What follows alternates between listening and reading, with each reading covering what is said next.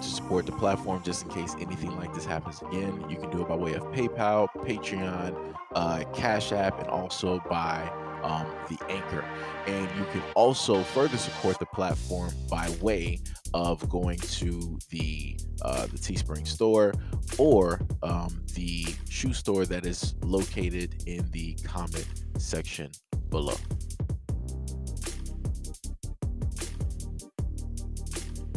Has announced that it's expanded its audience control feature, giving creators the ability to restrict their videos to adult viewers. Prior to the expansion, the adult only audience control feature was only available for TikTok Live. Now, the company is bringing the feature to its short form videos as well. Quote, we've started to bring our audience control feature to creators of short form videos and will expand the feature globally over the next coming weeks. To be clear, our policies still fully apply to creators who use this feature and will remove content which contains nudity and other violations of our community guidelines. As is the case with the adult only live streams on TikTok, the 18 plus restriction setting for videos isn't a way for creators to display adult content, as the content is still subject to apps policies. TikTok instead sees the setting as a way for creators to prevent minors from encountering content that's aimed towards an adult audience or may be uninteresting to them. When TikTok rolled out adult only live streams, the company stated that the setting could be used for creators who wanted to share comedy content that is better suited for people above the age of 18. Or creators may want to talk about a difficult life experience and would feel more comfortable knowing the conversation is limited to adults. The expansion of the audience control setting comes as TikTok previously stated that it wants to identify which content is appropriate for younger and older teens versus adults. TikTok has also stated that it is developing a system to identify and restrict certain types of content from being accessed by teens, and that it would start asking creators to specify when their content is more appropriate for an adult audience. We're now seeing this in practice with the app's audience control feature. TikTok has also announced that it's launching the next iteration of its borderline suggestive model, which automatically identifies sexually explicit, suggestive, or borderline content. The next iteration of TikTok's borderline suggestive model is expected to be better at detecting such content. These announcements are part of TikTok's broader push towards ramping up safety features for teens on this app. Last year, TikTok rolled out a content levels to prevent certain content for these announcements are part of TikTok's broader push towards ramping up safety features for teens on the app. Last year, TikTok rolled out content levels to prevent certain content with more mature or complex themes from reaching teens. As part of these efforts, TikTok also states that it has prevented teen accounts from viewing over 1 million overtly sexualized suggestive videos in the last 30 days alone. Child and teen safety is an area where TikTok has faced significant scrutiny, not only with regulators and lawmakers, but also from parents. For instance, last year, a group of parents sued TikTok after their children had issues and attempted a dangerous act and challenge that allegedly they saw on TikTok. So let me just start from the bottom up. I don't believe that these platforms that I'm talking about extenuating circumstances. Your child deciding to do a challenge is not an extenuating circumstance. At any point in time, as a parent, you should know what it is that your child is watching. Case in point, when I was watching television or listening to music, my mom was listening to it with me. My mom was watching the show with me. We were able to have conversations about the characters in the shows, the plot, whatever it is, right? That's what parents are supposed to be able to do. If your child is listening to music, you should know who the artist is. You should know the album, back, front, all of that stuff. You should be able to decipher the lyrics, because if you don't, if you aren't, then that means that all of that information, whatever it is going directly into that child, and it's not being filtered. It's not being discussed. It's not being made a topic. So therefore, the child is going to run with whatever theme that the artist or the content creator, whatever it is basically putting out. At no point in time should parents be like, "Oh well, my child, was on your platform a lot, and really, you should be the one, really monitoring what my child, is watching. So what I'm going to do is I'm going to sue you because my child decided to do a challenge." So what you're telling me is, what I'm hearing is, there's a lot of parents out here who aren't parents, They have poor parenting skills. Their kids are not being raised right. Their kids are not being raised with any type of value. Their kids are not being taught to critically think and to seek out information for themselves and to question if this is good or not. And your children are not being made to be held responsible for their own actions, just like you're not being made to be held responsible for the actions of being a poor and a bad parent. Like I said, that's crazy. That goes back to the day of what was it, when a group of people who are overweight decided to sue McDonald's because they said McDonald's made them fat. No, McDonald's didn't make you fat. You did. Nobody told you to sit up there and keep eating those supersized fries, those Big Macs, or whatever was on that menu during the time that you wanted to sit up there and eat continuously, day in and day out. Morning, lunch, brunch, dinner, in between, you know, uh, uh, uh, 12 a.m. to 6 a.m. Nobody told you to do that. Nobody told you to do that. Nobody's forced you to go, put gas in your car. And I know that people are going to sit up there and say a lot of excuses, but you mean to tell me that you can spend hundreds of dollars on McDonald's, but you can't spend all of that money trying to prepare and fix good food? Or are you just lazy? So, like I said before, there's too many excuses out here, and you don't have a lot of people being held accountable for their decisions. They want to, go out there and blame everybody else. You want to blame these companies. You want to blame the manufacturers of these foods. You want to blame the social media platforms for enabling your kids to do this when the social media platforms don't have control over your kids. You do. You hand them the iPad. You hand them your cell phone because you don't want to spend time with them. So you allow the internet to basically raise and be the friends and spend time with your kids because, oh, you're too busy. Oh, you're too tired. You're this, you're that. If that is 100% realistically the case, you should not have kids.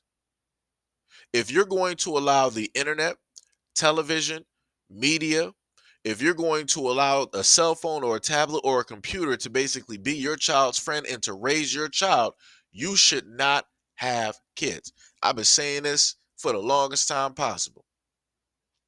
I've been saying this for the longest time possible.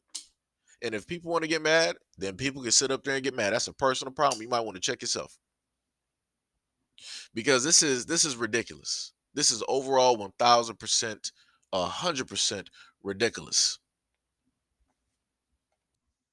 Now, to the main topic, I will say that this is a very good thing to, in a sense, take place because there's a lot of adults out there um, that want to push certain narratives, certain types of ways of life, and they know that kids are more than likely watching their videos. They know that teens are more than likely watching their videos, and these individuals are able to get into the eyesight, the viewing spectrum of these children, and they can, in a sense, transform the way that they think, pose a variety of questions, say a variety of things, and all under the disguise of indoctrination.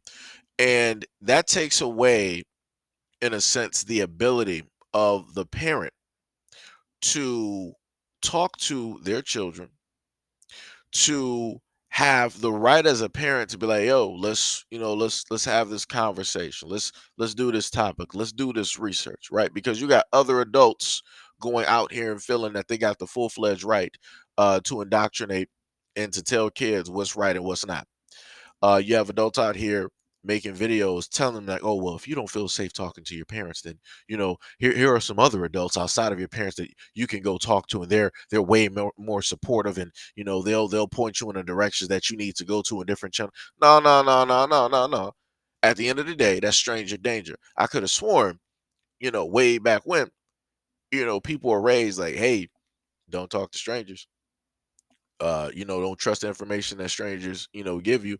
Critically think. But like I said, we're in a day and age where critical thinking is, pretty much extinct.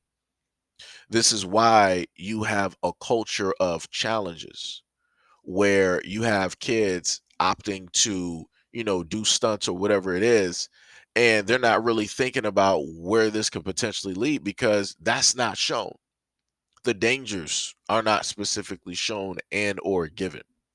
Examples are not being made so that kids will be like, whoa, maybe I don't want to spit. Oh, that can happen. You know what? I'm not really, oh my goodness. Yeah, I value my life, right? Like I said, examples are not being made. And I, for one, have been always trying to do my best to advocate for children to, in a sense, speak up for them, because you don't got enough adults out there that are willing to do it, that are willing to realistically shine a direct light on a lot of these issues. And, it shows. This is why we keep consistently seeing the exact same stories that we keep seeing. This is why TikTok has to put certain filters directly out there, because you have adults that are willing to put themselves directly out there, no matter how it may seem, in front of children.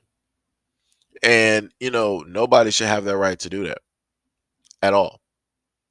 At all. No adult has that right to do that. Um, this is why, it's a very tough thing. This is why, I would really love if they had an app that was specifically for kids. That'd be great. But then that would come with problems as well. One of those problems is that you would have certain individuals masquerading, um, and basically stating that even though they are, their genetic age or what have you, biological age, I'm sorry, they would, in a sense, want to state that they deem themselves of another age. So therefore, they would, or they should be able to be on that app communicating with people amongst that age range, because that's who they feel that they are. Like I said, this is, it's a very tough thing. It's not something that you can pretty much escape, due to the fact that this isn't the early 2000s where, tech and whatnot, it was, at a younger stage.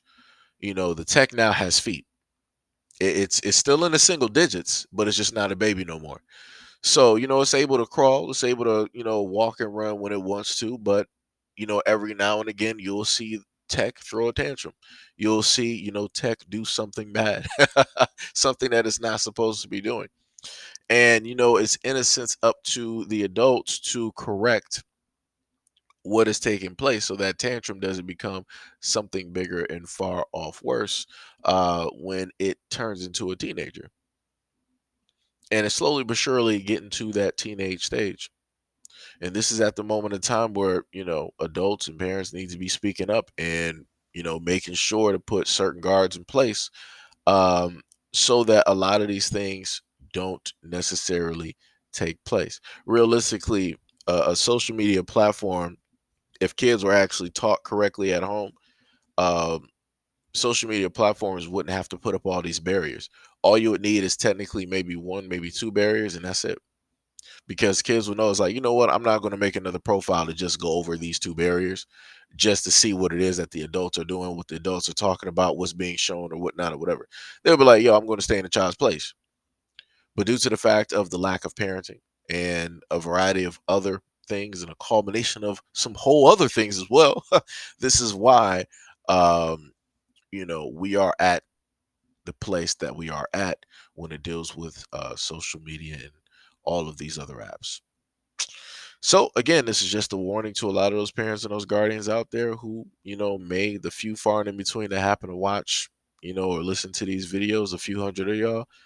Much love, respect, and appreciation. Be safe and make sure to protect your families.